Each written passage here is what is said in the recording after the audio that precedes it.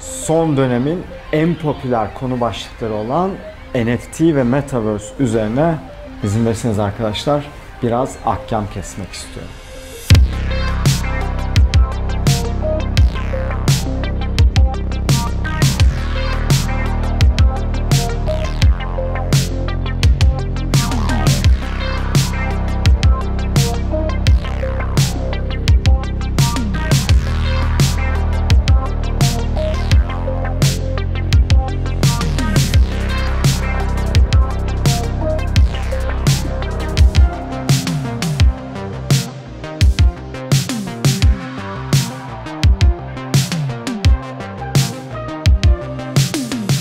Aslında Metaverse ve NFT'yi beraber anlatacağım ama tabii parçalara bölmek zorundayım.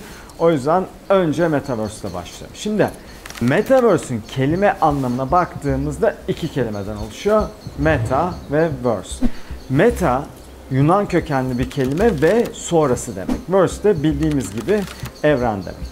Aslında yeni bir terim değil arkadaşlar Metaverse. İlk defa Neil Stephenson'un bir bilim kurgu romanı olan Snow Crash'te sanıyorum 93 ya da 94 senesinde karşımıza çıkıyor ve orada da bilgisayarların yarattığı bir evrenden bahsediyor.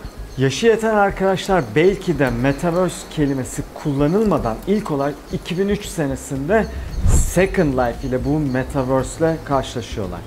Zaten Second Life da yine Snow Crash romanından ilham alınarak yaratılıyor. Aslında 18 senede bu kavram var. Bunun altını çizelim çünkü sanıldığının aksine hiç de yeni bir kavram değil. Tabii ne oluyor? Sevgili Zuckerberg kardeşimizin Meta lansmanı ile beraber Rukiye teyzemiz ve Feyzullah abimiz de Metaverse'ü diline dolayınca işin magazinsel boyutu bir anda popülarite kazanıyor. Kimse kusura bakmasın arkadaşlar, ben açıkçası buna boomer eğlencesi istiyorum.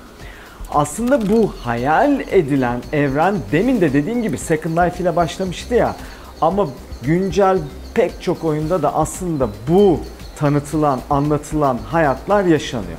Mesela Minecraft, değil mi? Fortnite, Roblox, bunların sadece birkaçı.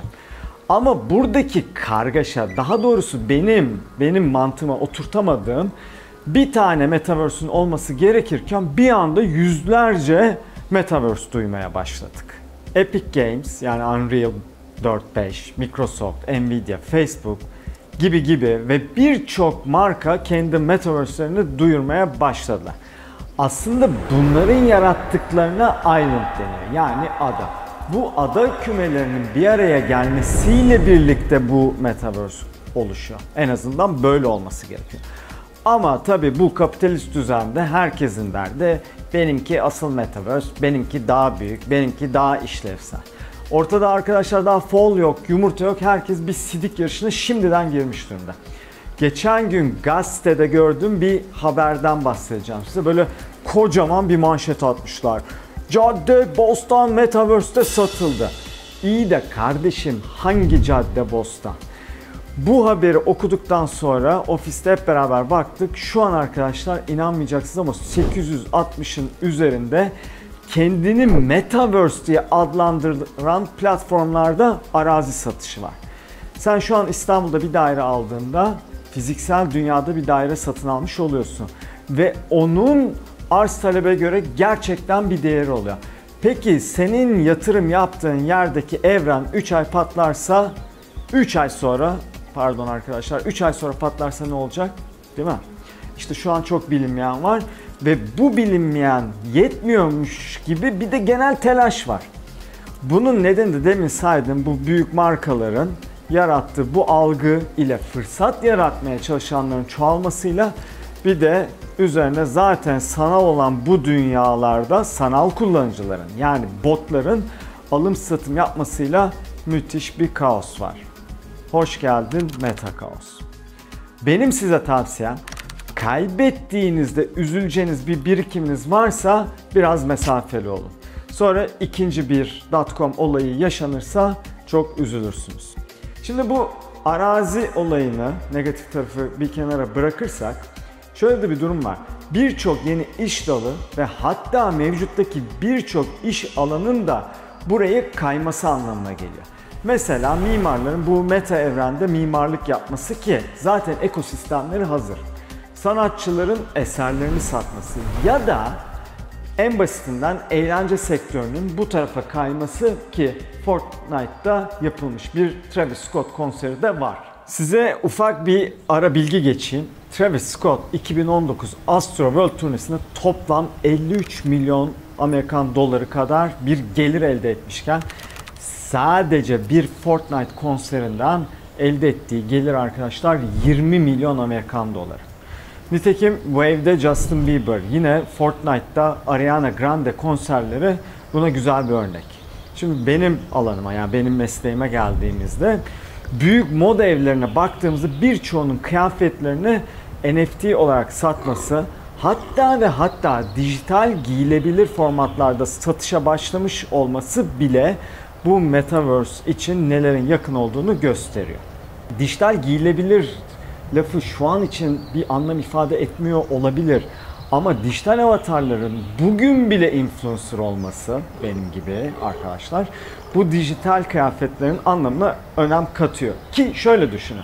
Siz bugün bir oyunda sıradan bir oyuncu olarak başladığınızda bile kendinize kuracağınız yaşamda tarzınızı ve farkınızı en güzel kıyafetlerinizle ortaya koyacağınız için bu moda evlerinin bu sanal evrende yer edinmeye çalışmak istemesi hiç de saçma ve boş bir istek değil.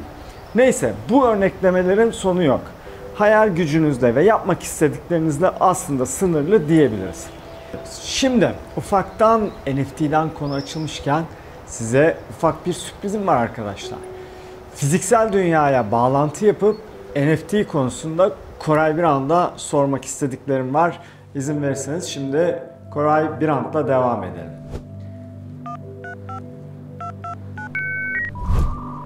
Koray abi nasılsın? Umarım iyisinizdir. İyiyim, teşekkür ederim. Arkadaşlar, Koray Birand'ın kim olduğunu bilmiyorsanız ben sizin için şu an videoyu durduruyorum. Google'a gidip bir bakın Koray abi kimmiş, ondan sonra devam edin. Abi kusura bakma böldüm. Hiç önemli değil. Konuya direkt girip sana NFT'nin ne olduğunu sormak istiyorum. Yani köşeyi dönmek isteyenler var. Gerçekten bir şey üretmek isteyenler var. Bize bu NFT'yi kabaca 3 yaşında çocuğa anlatır gibi anlatır mısın? Hemen anlatayım. Beeple'ın 69 milyon dolara satılan eseriyle birlikte bir anda hepimizin radarına bu NFT kısaltması girdi. Tabii hemen herkes de ulan acaba ben de bir şekilde köşeyi dönebilir miyim ampulü yandı. Birçoğumuz ama NFT'yi sadece dijital sanat zannediyor. Oysa dijital sanat hiç de öyle yeni bir şey değil. Aksine 60'lara kadar uzanan bir tarihi var. Zaten NFT ile satılan dijital sanat eserlerine bakarsanız sadece %5'i kadarı bu NFT pazar yerlerinde satılıyor. Kalan %95'i işte 60'lardan beri nasıl satılıyorsa yine aynı şekilde satılıyor. Peki neden biz sadece bu %5'i ile bir anda havaya girip acayip bir özgüven patlaması yaşıyoruz? Çünkü birçoğumuzun ulan bunda ne var ben de yaparım demesi yüzünden. Aslında bu lafı yaşayatan arkadaşlar Kenan Evren'in Picasso'ya bakıp aynı lafı etmesiyle bilirler. Burada tabii söylenecek en güzel söz ve benim en sevdiğim söz, o zaman kardeşim sen de yapsaydın. Şimdi burada oturup sanat nedir, ne olmalıdır tartışmasına girmeyelim. Ama gerek dijital sanat olsun, gerekse konvansiyonel anlamda bildiğimiz sanat olsun, her ikisi de ortak ve önemli olan değerlemenin nasıl ve kimler tarafından yapıldı. Aslında her ikisinde de değerlemeyi yapan sensin, benim ya da biziz. NFT'nin özüne baktığımız zaman aslında NFT bir kontrattır. Bir şeyin yaratılmasından defalarca satılmasına kadar blok zincir üzerinde kaydının tutulması ve herkes tarafından görülmesi aslında. Yani tek başına sanat ile hiçbir alakası yok ama bu yapı sayesinde kurulan platformlar sayesinde daha önce kendini göstermeye fırsat bulamayan birçok sanatçı, tasarımcı, üretici aslında fırsat bulmaya başladı. Bu teknolojiyle yepyeni bir oluşum ortaya çıktı. Aslında bunlara baktığımızda yapı olarak konvansiyonel galerilerden hiçbir farkı yok. Hepsi kendi topluluğunu oluşturup eserinizi onların platformunda satışa çıkardığınızda hazır bir alıcı kitlesi vaat etmiş oluyor. Çünkü değerlemeyi yapacak özenle oluşturulmuş bir sanatçı toplulukları da var. Rarible, Foundation, Super Rare gibi en popüler sitelere baktığınızda öyle elinizi kolunuzu sallayarak size almıyorlar. Diğer taraftan OpenSea'ya baktığınızda orası adı gibi, yani açık deniz gibi. Yani her şey, herkes var. Burada eserlerini satmaya çalışanların farkına varılması çok daha zor, çünkü çok fazla eser var ve aksine özenle yaratılmış bir topluluk yok. Burada hem satıcının hem de alıcının işi açıkçası çok daha zor. Sanatçının hali hazırda bir topluluğun olması gerekiyor ya da sosyal medyaya kullanıp kendi reklamını yapıp kendini göstermesi gerekiyor ki bir değerlemesi olsun. Aynı şekilde alıcının da tabii işi zor. Demin saydığım Rarible gibi platformlarda kuratörler tarafından seçilmiş kişiler olduğu için alıcının işi nispeten daha kolay. Ama her durumda da alıcı olarak zaten bir eser aldığınız zaman gerek yatırım amaçlı olsun, gerekse sanatsever olarak olsun, eser sahibinin kim olduğuna, vizyonuna, geçmişine, diğer eserlerine de bakmanız lazım. Zaten bugün siz galeriden bile bir eser aldığınızda da aynı şekilde davranıyorsunuz. Uzun lafın kısası, üreten taraftaysanız bir hikayeniz, geçmişiniz, gözünüz, vizyonunuz olmadan açıkçası işiniz biraz zor. Şimdi Beeple'ın 60 küsür milyon dolara satılan eserinin gidin bir hikayesini okuyun. Birkaç röportajını dinleyin. Özellikle de bu eseri satmadan önce ne yaptığına bir bakın. Keza aynı şekilde Refik Anadolu'ya da gidin bir bakın, okuyun. Öyle kafasına göre 2 tane çizgi çizip 3 tane küp döndürmüyor.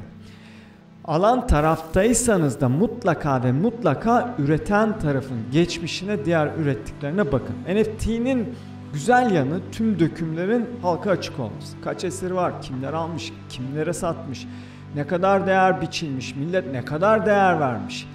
Biraz bunları analiz ederseniz bu dökümler sayesinde bile çözmeniz çok da zor değil. Biraz böyle daldan düşer gibi anlattım ama bu aktardıklarım, bu benim gözlemlediklerim umarım faydalı olmuştur. Koray abi gerçekten çok teşekkür ederim. Çok aydınlatıcı oldu. İzin verirsen ben kaldığım yerden arkadaşlarla sohbetime devam etmek istiyorum. Size arkadaşlar bu videoda kabaca NFT ve Metaverse hakkında temel bilinmesi ve dikkat edilmesi gerekenleri gözlemlediklerime göre anlatmaya çalıştım. Ama inanın bu video 2 hafta sonra çok eski olabilir. Eğer bu konulara yönelmek istiyorsanız her gün araştırıp bu dünyayı yakından takip etmenizi öneririm. Peki ben ne yapıyorum? Neden aylardır bu konular üzerine uğraşıyorum? Merak edenler için hızlıca bir özet geçmek isterim. Öncelikle NFT tarafında kısa vadede böyle dijital sanat yapıp satmak falan gibi bir planım yok. Ama bir süredir Pil NFT ile ilgili Twitter'dan oradan buradan bir takım paylaşımlar yapıyorum. Bizim Cemler'in projesi, benim çok eski bir arkadaşım. Demin Koray'ın anlattıkları var ya hani böyle topluluk oluşturmakla ilgili. Tam da onunla alakalı bir NFT projesi. Kabaca açmak gerekirse bir topluluğa dahil olduğunuz bir NFT projesi bu. Para kazanmak, proje geliştirmek için bir topluluğa ihtiyacınız var ve bu topluluk sayesinde ayrıcalıklardan faydalanabiliyorsun. Yani halihazırda bir topluluk mevcut ki bu çok önemli. Kimler var bu toplulukta? Sen varsın, ben varım, belki bir yatırımcı, başka sanatçılar, tasarımcılar, galeriler, müzeler, markalar vesaire vesaire. Diyelim bir projeniz var ve fona ihtiyaç duyuyorsunuz. Bu topluluğa sunuyorsunuz. Hem projenize destek bulma şansı yakalıyorsunuz hem de bu işi daha öteye götürebilecek insanlar ile alışveriş yapabiliyorsunuz. Sektördeki önemli insanların da bu projede olması, bu toplulukta olması ile hem bu insanlarla bir arada olma şansı yakalıyorsunuz hem de bu insanlar tarafından farkına varılma şansı yakalıyorsunuz. Şimdi ben burada reklamını yapmayayım. Hepiniz akıllı, kafası çalışan insanlarsınız. Kendi Discord kanallarından takip edin. Aşağıya linklerini bırakıyorum. Twitter'dan, Instagram'dan, oradan buradan takip edin, kurcalayın. Benim bu projeyle fiziksel bir bağlantım yok. Sadece ben de bu toplumun bir parçası olmak isteyenlerden. Çünkü açıkçası Cem'in anlattıkları beni aşırı heyecanlandırdı. Hani böyle yorum atıyorsunuz ya, abi her şey güzel ama kimseyi tanımıyoruz. Bu işler network işi. Bu herifler çete. Bunlar ölmeden bize iş gelmez diye. Alın size çete. Neyse, dediğim gibi gidin bakın, incelemekten zarar gelmez. Gelelim işin Metaverse kısmına. Ben de mi Metaverse kuruyorum? 8 aydır çalıştığım karakterleri görenler, Twitch'teki test yayınımı görenler, hatta son attığım MacBook Pro videosunun girişini görenler, abi Metaverse mi yapıyorsun? Abi film mi yapıyorsun? Abi oyun işine mi girdin? Abi kendini ölümsüzleştirmeye mi çalışıyorsun gibi ilginç sorular soruyorlar. Arkadaşlar inanın hiçbir proje planım yok. Ben çok daha basit bir güdüyle işe girdim. YouTube'da yaptığım videolar biraz espri katı, biraz daha keyifli işler üretme çabasındayım. Mesela masa başında oturup böyle bir inceleme yapmak yerine Everest'in tepesinden bir şeyler anlatmak ya da ilham aldığım kaynaklarla ilgili bir video yaptığımda belki sizlerden birine sanal bir müze tasarlatıp onun içinde gezerek anlatmak gibi ve tabii ki bunlardan öğrendiklerimle fotoğraf ve video alanında yeni bir şeyler üretmek amacım. Bir şey daha var. Her hafta Twitch üzerinde fantastik ortamlardan dijital avatarımla, yani bu arkadaşla canlı yayınlar yapmak. Hani dedim ya, basit bir güdü diye. İşte o güdü yaptığımdan keyif alma güdüsü. Ve en önemlisi de bunu sizlerle paylaşmak. Sonrasında bir projeye evrilir. Metaverse olur, bir NFT projesi olur, bilemem. Onun değerlendirmesini yapacak kişiler olursa, hatta değerlemesini yapacak kişiler olursa onu o zaman düşünürüz. Ama bugün için böyle bir planım yok. Şimdi size tavsiyeme gelecek olursak aslında yine benzer şeyler söyleyeceğim. Okuyun, araştırın, öğrenin. Bir zarar gelmez. Sanatçı olun, tasarımcı olun, üretici olun. Elbette NFT alıp satıp, arsa alıp satıp köşeyi dönebilirsiniz. Ama unutmayın arkadaşlar, hayat bir maraton. 100 metre koşusu değil. Kendinize yatırım yapın. Bizi çok enteresan bir yakın gelecek bekliyor. Benden bu haftalık bu kadar. Kendinize iyi bakın. Benden bu haftalık da bu kadar. Görüşürüz.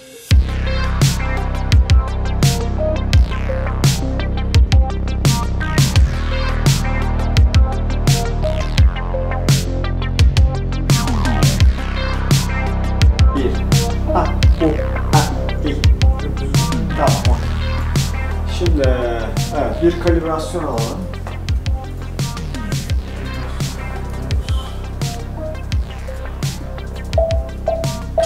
Hold in pose. Move around. Alkışlı görüşümüzü yapalım.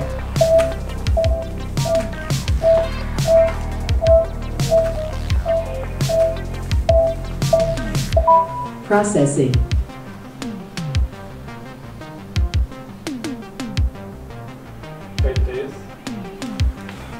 Arkadaşlar YouTube'un ayarlarıyla oynuyoruz. İlk ve yerli Türkiye'nin Metaverse'ünde size Metaverse'ün ne olduğunu anlattım.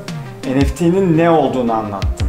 Bence bu videoyu kaçırmayın. Aşağıdaki linke klikleyin ve izleyin. Kaçırmayın.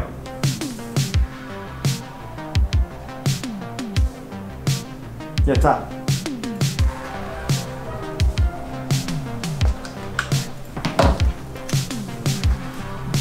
All set. Oldu herhalde. Oldu. Bir soru var. O zaman bence son 3'ü alsan yeter.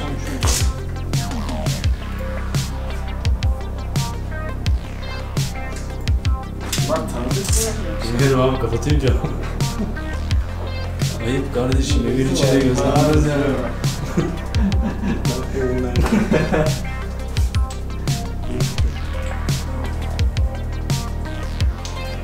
Çekiyorsun.